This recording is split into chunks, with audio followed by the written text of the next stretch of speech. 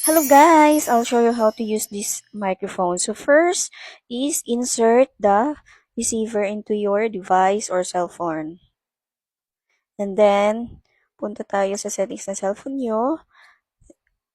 Just type OTG. Lalabas yan siya. OTG connection. Okay. Click lang yan. OTG connection. Yan. Once na mag-blink-blink na yan siya, goods to go na yan siya guys. Pwede nang gamitin. So, try natin sa TikTok.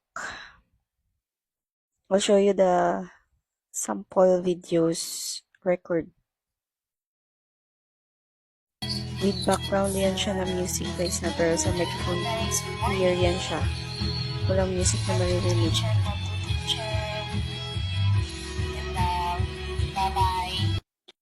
So here guys, pwede natin gamitin ang ating receiver. Pwede tayo mag-charge dyan. Kahit lobat na yung cellphone mo, goods to go pa rin yan siya. Pwede magpatuloy sa ating work. Yan, naka-charge yan siya ang device sa ating mismong receiver. Check natin siya sa malayo if okay pa rin ba siya. Sige, wait lang. I'm here ha, then pupunta ko dun sa likod. Okay, wait.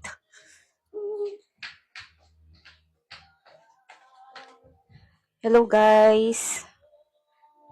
Mic 1, 2, 3, check. 1, 2, 3. Yun. Yun siya guys. Gumagana ba?